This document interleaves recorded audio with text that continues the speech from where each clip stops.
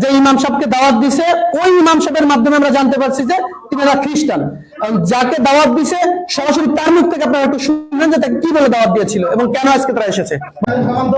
আমাদের আজকের প্রোগ্রাম যেটা ছিল সেটা হচ্ছিল কি, আমরা দুইজন একসাথে নদীতে নামবো।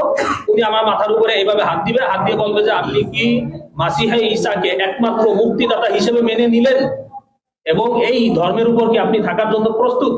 আমি তখন বলবো যে হ্যাঁ। বলার পরে আমার মাথা ধরে চাপ দিবে, আমি পানিতে ডুব দিবে, এরকম নাকি 3 বার করা হবে। এই বিষয়ে গতকাল আমার সাথে কথা হয় ফোনে। এই ফোন রেকর্ডটাও আমার কাছে আছে, চাইলে আপনারা কেউ ডকুমেন্টস হিসেবে এটা শুনতেও পারেন। এই হিসাবে আজকে আমার এখানে আসা। ওনাদের গত 1 তারিখে ঢাকায় একটা প্রোগ্রাম হওয়ার কথা ছিল, হয়েছেও সেটা। আমাকে উনি যেটা বলছে যে এখানে নাকি শত শত আলেম নাকি থাকে উপস্থিত, যারা বাংলাদেশের বিভিন্ন প্রান্তে মসজিদ মাদ্রাসার খেদমতে আছে। হাদিস অস্বীকার করার যে প্রচেষ্টা, যে যে উদ্দেশ্যে করুক না কেন, এই প্রচেষ্টা হলো দ্বীন অস্বীকার করার প্রচেষ্টা। যে ইমাম সাহেবকে দাওয়াত দিছে ওই ইমাম সাহেবের মাধ্যমে আমরা জানতে পারছি যে তিনারা খ্রিস্টান। যাকে দাওয়াত দিছে সরাসরি তার মুখ থেকে আপনারা একটু শুনলেন যে তাকে কি বলে দাওয়াত দিয়েছিল এবং কেন আজকে তারা এসেছে, বলেন আপনি। আসসালামু আলাইকুম ওয়া রাহমাতুল্লাহ। আমি শফিকুল ইসলাম। আমি বাবুনগর মাদ্রাসায় পড়ালেখা করছি, সাথে হাটাজারি মাদ্রাসায় উলুমুল হাদিস পড়াশোনা করছি 2 বছর। আমি এই এলাকায় নতুন ইমাম নিয়োগ হয়েছি, সেই সুবাদে ওনাদের সাথে আর কি আমাদের একজন মুসল্লি বিভিন্ন জনের সাথে পরিচয় করাই দিচ্ছিল। বিভিন্ন জনের সাথে পরিচয়ের সুবাদে ওনার সাথে আমার পরিচয়, মুসল্লি আমার সাথে পরিচয় করাই দিচ্ছিল। পরিচয়ের পর্যায়ে উনি আমাকে বলতেছে যে ভাই আসেন, আমরা তো একই শ্রেণীর মানুষ, দুজনই আলেম, তাহলে আমাদের পরিচয়টা আর একটু গভীর হোক। আমি বললাম কিভাবে গভীর হবে? এরপরে বলতেছে যে আমরা একটা কোম্পানির কাজ করি, ওই কোম্পানিতে চাইলে আপনি আমাদের সাথে কাজ করতে পারেন। আল্লাহর রহমতে চাইলে এখানে টাকা পয়সার আপনার কোনো অভাব হবে না। আপনি আমাদের সাথে থাইকা আমেরিকা, লন্ডন, বড় বড় রাষ্ট্র আপনি সফর করতে পারবেন, ভ্রমণ করতে পারবেন, টাকা পয়সা নিয়ে চলবেন।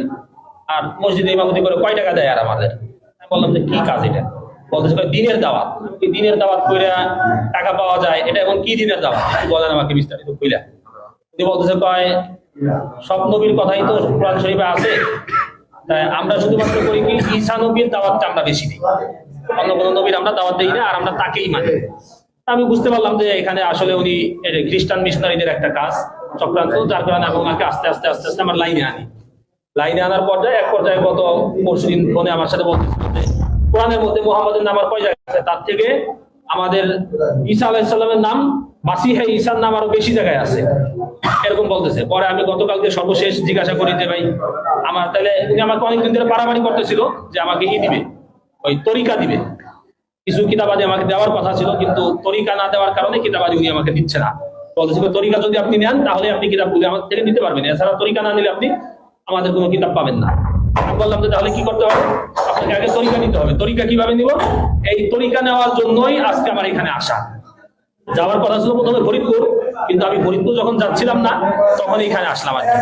আর এখানে এসে আজকে আমাদের কার্যক্রম যেটা ছিল সেটা হচ্ছিল গিয়ে যে উনি আর আমি দুইজন মিলে নদীতে নামবো গোসল করতে। আমাদের আজকের প্রোগ্রাম যেটা ছিল সেটা হচ্ছিল কি, আমরা দুইজন একসাথে নদীতে নামবো।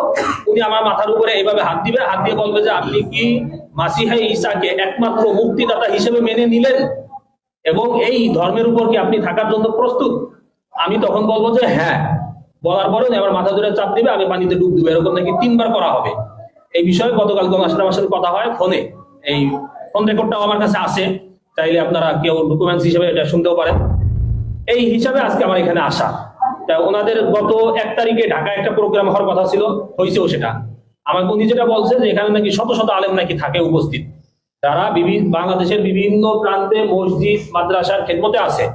আমার সাথে ওনার সাথে ভিডিওতে কথা হয়েছে, ওইখানে উনি আমাকে পরিচয় করা দিচ্ছে একজন আলেম, যে সে নাকি মিশর আল আজহার বিশ্ববিদ্যালয় থেকে নাকি পড়ালেখা করে আসছে।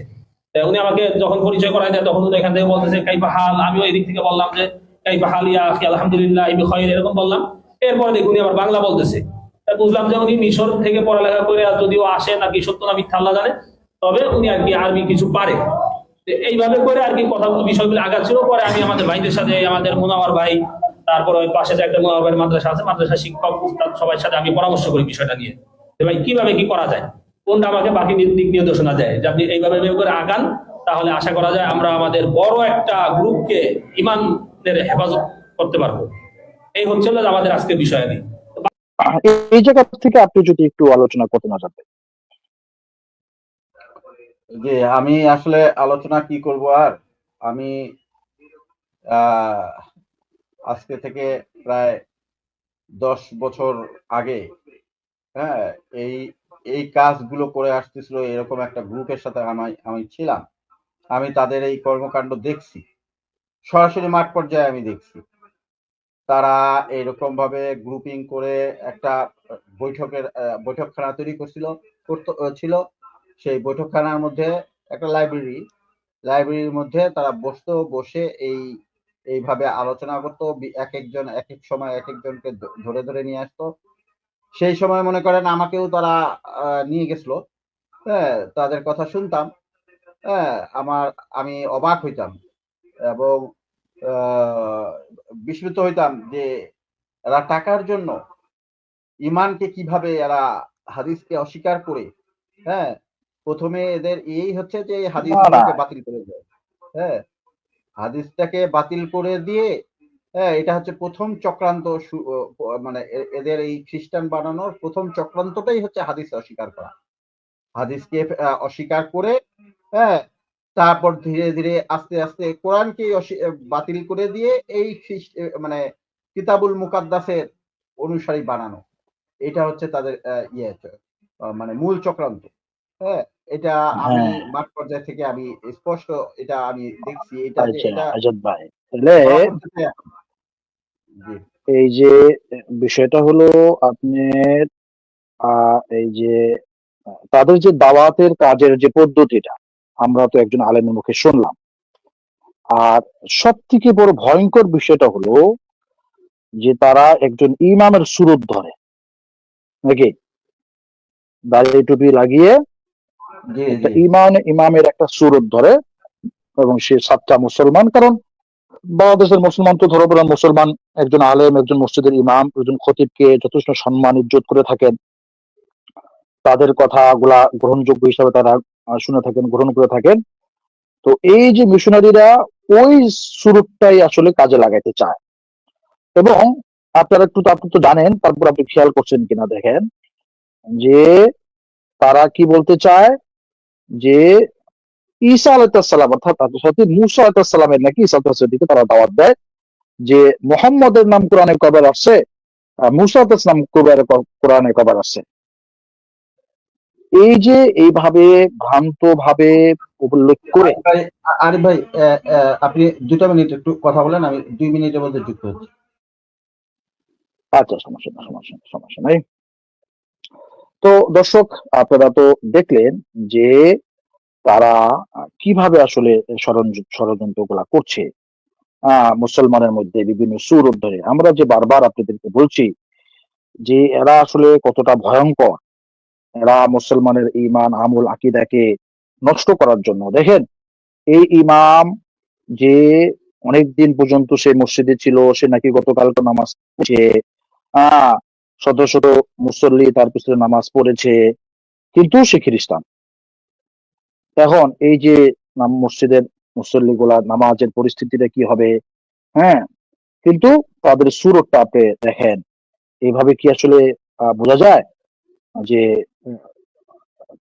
তারা যে খ্রিস্টান? তো সেই জায়গা থেকে আমরা বারবার আপনাদেরকে সতর্ক করি, যারা নানান শুরুতে নানান ষড়যন্ত্রকে ব্যবহার করে এই সমস্ত মুসলমানের মধ্যে ঢুকে তাদেরকে সাচ্চা মুসলমান হিসাবে পরিচয় দিতেছেন, দিয়ে আস্তে আস্তে কি করতেছেন? খ্রিস্টান বানাচ্ছেন।